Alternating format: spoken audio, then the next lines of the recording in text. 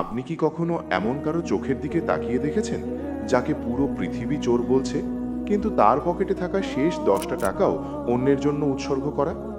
আজ আমি আপনাদের এমন এক সাদিকের গল্প শোনাবো, যাকে চোর হিসেবে ধরা হয়েছিল ঠিকই, কিন্তু সত্য যখন সামনে এলো তখন পুরো গ্রামের মানুষের চোখের জল আর বাঁধ মানেনি। কেন সাদিক চুরি করতে বাধ্য হলো? নাকি এর পেছনে লুকিয়েছিল অন্য কোনো আত্মত্যাগ? রাতের অন্ধকার তখন বেশ ঘনীভূম। গ্রামের বড় বাজারের শেষ মাথাটায় হঠাৎ হট্টগোল শুরু হলো।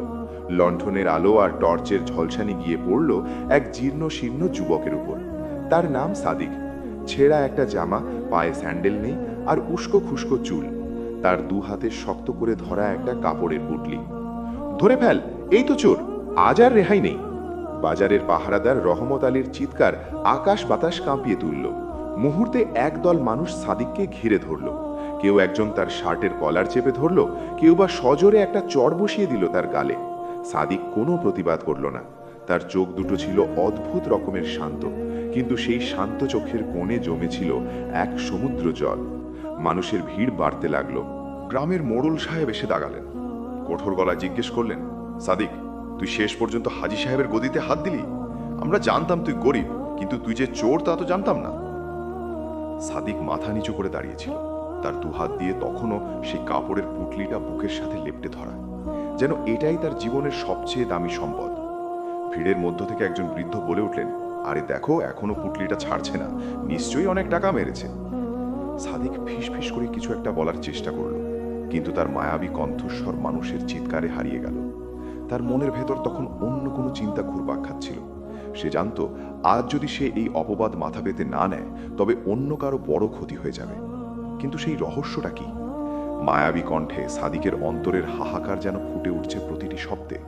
সে মনে মনে ভাবছে, হয়তো আজ আমার শরীরটা রক্তে লাল হয়ে যাবে, হয়তো সবাই আমাকে সারা জীবন চোর বলে ডাকবে, কিন্তু আমি যদি আজ এই পথ না বেছে নিতাম, তবে কালকের সূর্যটা হয়তো আর কেউ দেখতে পেত না। ভিড়ের মাঝখানে একজন যুবক লাঠি হাতে এগিয়ে এলো। চুরির শাস্তি এখনই হবে বলেই সে সাদিকের পিঠে সজোরে আঘাত করল। সাদিক যন্ত্রণায় কুঁকড়ে গেল, কিন্তু তার হাত থেকে পুটলিটা এক চুলও নড়ল না। তার চোখ থেকে এক ফোঁটা জল গড়িয়ে পড়ল ধুলোবালির ওপর। এই জল কি অপমানের, নাকি কোনো না বলা ভালোবাসার? সাদিকের এই নীরবতা মানুষকে আরো উত্তেজিত করে তুলছিল। তারা জানতো না এই চুরির আড়ালে লুকিয়ে আছে এক বিশাল ত্যাগের গল্প। সাদিক কেন নিজেকে বিলিয়ে দিচ্ছে এই অপবাদের আগুনে? কেন সে মুখ ফুটে সত্যটা বলছে না? রাতের নিস্তব্ধতা ভেঙে সাদিক কেবল একবার আকাশের দিকে তাকালো। চাঁদের আলোয় তার মুখটা তখনও খুব মায়াবী দেখাচ্ছিল। সেই মায়াবী মুখের আড়ালে লুকিয়ে থাকা সত্যটা জানলে কি আজ এই মানুষগুলো তাকে এভাবে আঘাত করতে পারত? বাজারের সেই ধুলোমাখা রাস্তায় সাদিক তখনও হাঁটু গেড়ে বসে আছে। তার চারপাশটা মানুষের চিৎকারে ভারী হয়ে উঠেছে। কেউ একজন ধাক্কা দিয়ে তাকে মাটিতে ফেলে দিল। ধুলোয় মিশে গেল তার মায়াবী মুখটা। কিন্তু অদ্ভুত ব্যাপার হলো, এত মারধরের পরেও তার বুকের উপর চেপে ধরা সেই কাপড়ের পুটলিটা সে একবারের জন্য আলগা হতে দেয়নি। যেন ওই সামান্য কাপড়ের ভাঁজে লুকিয়ে আছে তার সারা বিশ্বের সম্পদ। কি আছে এই পুটলিতে? বের কর হারামজাদা! রহমত আলী রাগে কাঁপতে কাঁপতে সাদিকের হাত থেকে জোর করে পুটলিটা কেড়ে নেওয়ার চেষ্টা করল। সাদিক এবার আর্তনাদ করে উঠল। তার মায়াবী কণ্ঠে এক অদ্ভুত আকুতি ছিল, যা শুনে মুহূর্তের জন্য মানুষের হাতের লাঠিগুলো থেমে গেল। সে ভাঙা গলায় বলল, না ভাই, এটা ছিঁড়ে ফেলবেন না, এটা আমার না, এটা আমার শেষ আশাটুকু। কিন্তু মানুষের কৌতূহল আগুনের মতো। তারা নিয়ম নীতি তোয়াক্কা করল না। জোর করে সাদিকের আঙুলগুলো ছাড়িয়ে নিয়ে পুটলিটা কেড়ে নেওয়া হলো। সবাই গোল হয়ে দাঁড়ালো। ভাবল, হয়তো হাজী সাহেবের গদি থেকে চুরি করা গাদা গাদা টাকা বা সোনার গয়না বেরোবে।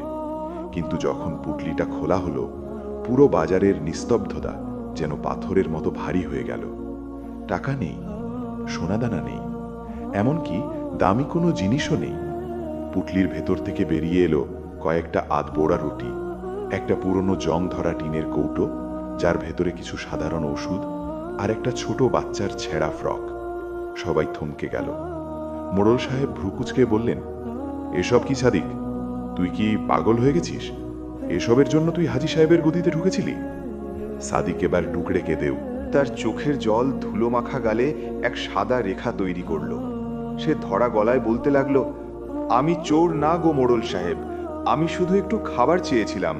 আমার 7 বছরের ছোট বোনটা 3 দিন ধরে কিছু খায়নি, তার গায়ে খুব জ্বর। ওষুধের দোকানে গিয়েছি, হাতে কোনো টাকা নেই, তারা ফিরিয়ে দিয়েছে। মানুষের দ্বারে দ্বারে ঘুরেছি, কেউ এক মুঠো চাল দেয়নি। শেষে হাজী সাহেবের গদির পেছনের ড্রেনে পড়ে থাকা এই বাসি রুটিগুলো কুড়িয়ে নিচ্ছিলাম।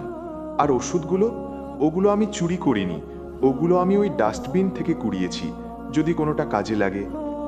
সাদিকের এই মায়াবী আর্তনাদ যেন বাতাসের গতিরোধ করে দিল। তার প্রতিটি কথায় ছিল এক বুক দীর্ঘশ্বাস। সে আরও বলল, আমি চোর অপবাদ নিয়ে মরতে রাজি আছি, কিন্তু আমার বোনটাকে তো মরতে দিতে পারি না। এই ছেঁড়া ফ্রকটা ওর খুব প্রিয় ছিল, ও বলেছিল সুস্থ হলে ও এটা পরে আবার বাইরে খেলবে। আমি শুধু ওটাই ওর জন্য ঠিক করতে নিয়ে যাচ্ছিলাম। মানুষগুলো যারা একটু আগে তাকে পশুর মতো পেটাচ্ছিল, তারা একে অপরের দিকে তাকাতে লাগলো। হঠাৎ করে তাদের হাতের লাঠিগুলো অনেক বেশি ভারী মনে হতে লাগলো। কিন্তু সমাজ বড় কঠিন। অপরাধী সাব্যস্ত করা যতটা সহজ, তাকে ক্ষমা করা বা তার দুঃখটা বোঝা ততটাই কঠিন। হাজী সাহেব ভিড় ঠেলে সামনে এলেন। তার চোখে তখনও অবিশ্বাস। তিনি বললেন, কিন্তু আমার গদির তালা তো ভাঙা পাওয়া গেছে, সেখানে অনেক টাকা ছিল, সেগুলো কোথায়? সাদিক মাথা নিচু করে বলল, আমি তালা ভাঙিনি সাহেব, আমি শুধু পেছনের জঞ্জাল থেকে এগুলো নিয়েছিলাম। তাহলে কি আসল চোর অন্য কেউ? সাদিক কি তবে কারো পাপের বোঝা নিজের কাঁধে বইছে, নাকি সে পরিস্থিতির শিকার হয়ে এমন এক জালে আটকে গেছে যেখান থেকে মুক্তির কোনো পথ নেই? রাতের নিস্তব্ধতা ভেদ করে দূরে কোথাও একটা কুকুর কেঁদে উঠল। সাদিকের মায়াবী চোখ দুটো তখনও শূন্যতায় চেয়ে আছে। সে জানে বিচার হবে কিনা জানা নেই, কিন্তু আজ তার সবাই যখন বাজারে সাদিককে চোর বলে গালি দিচ্ছে, তখন মাইলখানেক দূরে গ্রামের এক অন্ধকার কোণে একটা ভাঙা কুটিরে ছোট একটা প্রাণ ছটকট করছিল। সেই জীর্ণ মাটির দেওয়াল, যার চালের খড়গুলো অনেক আগেই পচে গেছে। ঘরের এক কোণে একটা পুরনো চটের ওপর শুয়েছিল সাদিকের 7 বছরের ছোট বোন তুলি। তুলির কপাল তখন আগুনের মতো পুড়ছে। জ্বরের ঘোরে সে বারবার অস্ফুট স্বরে ডাকছে, ভাইয়া, ও ভাইয়া, তুমি কখন আসবে?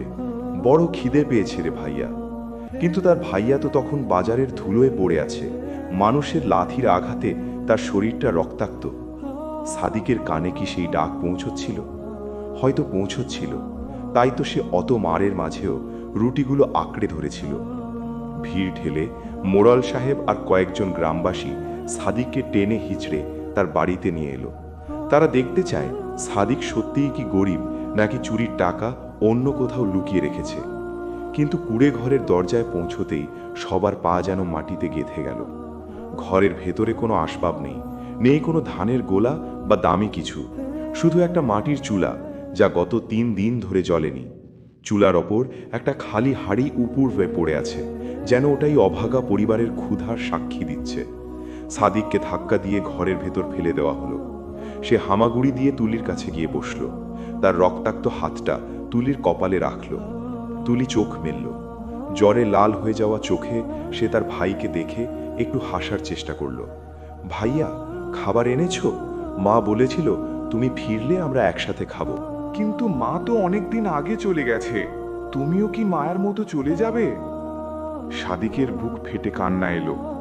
সে মায়াবী গলায় বলল, না রে তুলি, আমি কোথাও যাব না। এই দেখ, তোর জন্য রুটি এনেছি, তুই একটু খা মা। কিন্তু রুটিগুলো তখন ধুলোয় মাখা, মানুষের পায়ের চাপে চ্যাপ্টা হয়ে গেছে।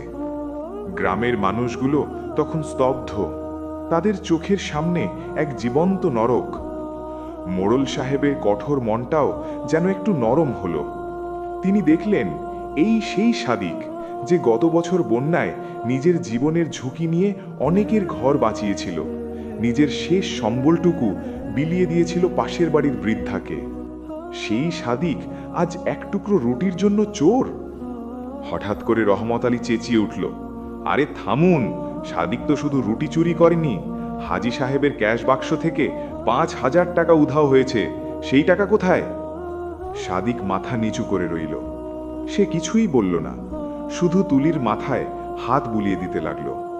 তার এই নীরবতা যেন এক বিশাল রহস্যের দেয়াল। কেন সে সত্যটা বলছে না? কেন সে বলছে না যে সেই টাকা সে দেখেনি? নাকি সে কাউকে আড়াল করছে? রাতের নিস্তব্ধতায় তুলির কান্নার শব্দ আর সাদিকের দীর্ঘশ্বাস মিশে একাকার হয়ে গেল। সাদিকের মায়াবী চোখ দুটো তখন ভিজে উঠেছে। সে জানত সত্যটা বললে হয়তো সে বেঁচে যাবে, কিন্তু অন্য একজনের সাজানো সংসার তছনছ হয়ে যাবে। সাদিক কি তবে পৃথিবীর সবটুকু বিষ নিজের কণ্ঠে ধারণ করবে? তুলি আবার অস্পষ্ট স্বরে বলল, ভাইয়া, সবাই তোমাকে মারছে কেন? তুমি তো চোর নও, তুমি তো আমার হিরো। সাদিক শুধু একটা ম্লান হাসি হাসল, যে হাসির আড়ালে লুকিয়েছিল এক পৃথিবী সমান বেদনা। অন্ধকার ঘরে তুলির জ্বরের তপ্ত নিঃশ্বাস, আর বাইরে মানুষের সংশয়ী গুঞ্জন। সাদিক যেন দুই আগুনের মাঝখানে দাঁড়িয়ে। রহমত আলী আর হাজি সাহেব যখন বারবার সেই হারিয়ে যাওয়া 5,000 টাকার কথা তুলছিলেন, তখন সাদিক শুধু ঘরের কোণে রাখা একটা পুরনো কাঠের বাক্সের দিকে অপলক তাকিয়েছিল। ওই বাক্সে কোনো টাকা নেই, আছে শুধু তার মৃত মায়ের একখানা পুরনো শাড়ি। হঠাৎ ভিড় ঠেলে ভেতরে ঢুকে পড়ল গ্রামের এতিম ছেলেটা আকাশ। আকাশের বয়স মাত্র 12। তার চোখ মুখ ভয়ে ফ্যাকাশে হয়ে গেছে, ঠোঁট দুটো কাঁপছে। সে ধীর পায়ে সাদিকের সামনে গিয়ে দাঁড়ালো। সাদিক ইশারায় তাকে চলে যেতে বলল, কিন্তু আকাশ নড়ল না। সে হাউমাউ করে কেঁদে উঠে মোড়ল সাহেবের পা জড়িয়ে ধরল। মোড়ল সাহেব, সাদিক ভাই চোর না, ওই টাকা আমি নিয়েছি। আকাশের এই চিৎকারে যেন পুরো গ্রামটা স্তব্ধ হয়ে গেল। হাজি সাহেব অবাক হয়ে চাইলেন, তুই তুই কেন টাকা নিবি আকাশ? আকাশ কাঁদতে কাঁদতে বলল, আমার দাদি গত রাতে মারা যাওয়ার মতো অবস্থায় ছিল। ডাক্তার বলেছিল 5,000 টাকা না হলে অপারেশন হবে না।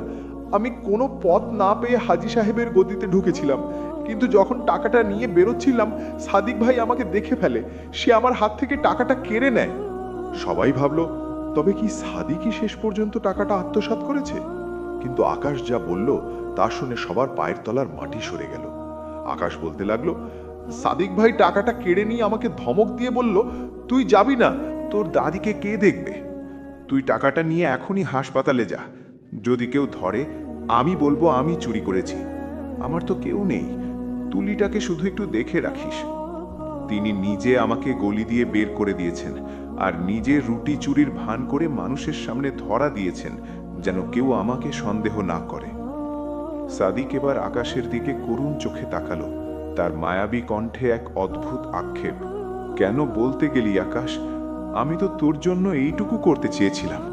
তোর দাদি তো বেঁচে ফিরত। পুরো ঘর জুড়ে তখন এক শ্মশান নীরবতা। যে মানুষগুলো একটু আগে সাদিককে চোর বলে রক্তাক্ত করেছিল, তারা এখন মাথা নিচু করে দাঁড়িয়ে আছে। হাজি সাহেবের হাত থেকে লাঠিটা খসে পড়ল। তিনি বুঝতে পারলেন, তিনি শুধু একজন মানুষকে মারেননি, তিনি এক দেবতুল্য হৃদয়কে ক্ষতবিক্ষত করেছেন। সাদিক লজ্জিত আকাশের মাথায় হাত রেখে বলল, কাঁদিস না পাগল, তুই তো দাদিকে বাঁচাতে চেয়েছিলি। আমি তো শুধু একটা মিথ্যে অপবাদ নিয়েছিলাম, কিন্তু তুই যদি আজ ধরা পড়তিস তবে তো সারা জীবনটা নষ্ট হয়ে যেত। আমি তো এমনিতেই শেষ হয়ে গেছি রে আকাশ। সাদিকের এই মায়াবী কথাগুলো বাতাসের মতো সবার কানে গিয়ে বিঁধছে। তার পিঠের রক্তাক্ত দাগগুলো এখন ত্যাগের চিহ্ন হিসেবে জ্বলজ্বল করছে। মানুষের ভিড় ধীরে ধীরে কমতে শুরু করলো, কিন্তু তাদের হৃদয়ে বয়ে গেল অনুশোচনার ঝড়। হঠাৎ তুলি তার ক্ষীণ কণ্ঠে ডাকল, ভাইয়া, আমার খুব শীত করছে, আমাকে একটু জড়িয়ে ধরবে? সাদিক তার রক্তাক্ত শরীরে বোনের পাশে শুয়ে পড়ল। তার চোখ দিয়ে তখন টপ টপ করে জল পড়ছে। এই জল কি মুক্তির, নাকি আগামী দিনের অজানা ভয়ের? সত্য বেরোয়েছে ঠিকই, কিন্তু সাদিকের জীবন কি আর সত্য যখন সূর্যের মতো দেদীপ্যমান হলো, তখন পুরো গ্রাম এক অদ্ভুত অপরাধ বোধে নীল হয়ে গেল। মোড়ল সাহেব, হাজি সাহেব আর সেই বাজারের উদ্ধত মানুষগুলো সবাই আজ সাদিকের ভাঙা ঘরের সামনে নতজানু। যে হাতগুলো একটু আগে সাদিককে চোর বলে রক্তাক্ত করেছিল, সেই হাতগুলোই আজ অপরাধ বোধে কাঁপছে। আকাশের সেই স্বীকারোক্তি পুরো গ্রামের মানুষের বিবেককে এক বিষাক্ত তীরের মতো বিঁধেছে। কিন্তু সাদিক তখনও তার ছোট বোন তুলির মাথায় হাত বুলিয়ে দিচ্ছে। তার মায়াবী চোখ দুটো আজ বড় বেশি ক্লান্ত। রক্তাক্ত শার্টটা তার শরীরে শুকিয়ে গেছে, কিন্তু তার চেয়েও বড় ক্ষত হয়ে আছে তার মনের ভেতর। হাজী সাহেব কাঁপা কাঁপা গলায় বললেন, সাদিক রে, তুই কেন আমাদের বললি না? তুই তো পারতিস আমাকে সত্যিটা বলতে। আমরা তোকে অনেক মেরেছি রে বাপ, আমাদের মাফ করে দিস। সাদিক এক মুহূর্তের জন্য হাজী সাহেবের দিকে তাকালো। তার সেই মায়াবী চোখে তখন এক পৃথিবী সমান ঘৃণা নয়, বরং এক মহাসমুদ্রের করুণা ছিল। সে ধীর গলায় কান্নায় ভেঙে পড়া স্বরে বলল, সত্যি বললে কি আপনারা বিশ্বাস করতেন সাহেব? আমার মতো ছিন্নমূল মানুষের পকেটে যখন একটা বাসি রুটি পান, তখনই তো আপনারা আমাকে চোর বানিয়ে দিয়েছিলেন। আমি তো শুধু একটা এতিম ছেলের জীবন বাঁচাতে চেয়েছিলাম। আপনাদের ওই 5,000 টাকা কি আমার পিঠের এই দাগগুলোর চেয়েও দামি ছিল? পুরো ঘর জুড়ে নিস্তব্ধতা। মোড়ল সাহেব পকেট থেকে কিছু টাকা বের করে সাদিকের হাতে দিতে চাইলেন, কিন্তু সাদিক সেই হাতটা সরিয়ে দিল। টাকা দিয়ে কি করবেন মোড়ল সাহেব? এই টাকা দিয়ে কি আমার বোনের হারানো 3 দিন ফিরিয়ে দিতে পারবেন? এই টাকা দিয়ে কি আমার পিঠের রক্ত মুছতে পারবেন? আজ আপনারা আমাকে চোর বলেছিলেন বলে আমার ছোট বোনটা জ্বরের ঘোরেও ডুকরে কেঁদেছে। ও বারবার আমাকে জিজ্ঞেস করেছে, ভাইয়া তুমি কি সত্যি চোর? আমি কি জবাব দেব ওকে? সমাজ যখন কাউকে একবার চোর বলে দেয়, তখন তার সততা কি আর কখনো ফিরে আসে? সাদিক এবার ডুকরে কেঁদে উঠল। তার কান্নাটা যেন কোনো মানুষের নয়, যেন কোনো জখম হওয়া পশুর আর্তনাদ। সে তুলিকে জড়িয়ে ধরে হাউ মাউ করে কেঁদে বলতে লাগলো, তুলি রে, তোর ভাই চোর না রে মা। তোর ভাই আজ সারা পৃথিবীর কাছে নিজেকে চোর বানিয়েছে শুধু একজনের মুখে হাসি ফোটাতে। কিন্তু দুনিয়া বড় নিষ্ঠুর রে বোন। এখানে ভালো মানুষের কোনো জায়গা নেই। এখানে সততার বিচার হয় লাঠি দিয়ে, আর দারিদ্র্যের বিচার হয় অপবাদ দিয়ে। ঘরের বাইরে দাঁড়িয়ে থাকা মানুষগুলো তখন মাথা নিচু করে চোখের জল মুছছে। তারা বুঝতে পারল, তারা শুধু সাদিককে মারেনি, তারা মানবিকতাকে মেরে ফেলেছে। সাদিক আজ সবার সামনে জিতে গেল ঠিকই, কিন্তু তার মায়াবী হাসিটা চিরতরে হারিয়ে গেল। সাদিক আকাশের দিকে তাকিয়ে শুধু শেষ একটা কথা বলল, আকাশ, তোর দাদিকে বাঁচাস, আর বড় হয়ে কখনো কাউকে বিনা বিচারে দোষী করিস না। মনে রাখিস, প্রতিটি মানুষের এক একটা না বলা গল্প থাকে। সবার গল্পের আড়ালে একটা সাদিক লুকিয়ে থাকে, যে হয়তো মুখ ফুটে বলতে পারে না, আমি নিরপরাধ। রাতের আধার ঘনীভূত হলো। সাদিকের ঘরের সেই টিমটিমে আলোটা নিভে গেল, কিন্তু গ্রামবাসীর কানে তখনও বাজছে সাদিকের সেই কান্নায় ভেজা আর্তনাদ, আমি চোর না গো, আমি তো শুধু ভালো মানুষ হতে চেয়েছিলাম। সমাপ্ত। বন্ধুরা, আজকের এই মায়াবী গল্পটি আপনাদের কেমন লেগেছে? সাদিকের মতো কত শত মানুষ যে আমাদের চোখের আড়ালে নিজেদের বিলিয়ে দেয়, আমরা কি কখনো তাদের খবর রাখি? কাউকে বিচার করার আগে তার পরিস্থিতিটা একবার ভাবুন। গল্পটি ভালো লাগলে একটি লাইক দিন, আর আপনার মূল্যবান মতামতটি কমেন্টে জানাতে ভুলবেন না। দেখা হবে পরের গল্পে। ততক্ষণ ভালো থাকবেন। আল্লাহ হাফেজ।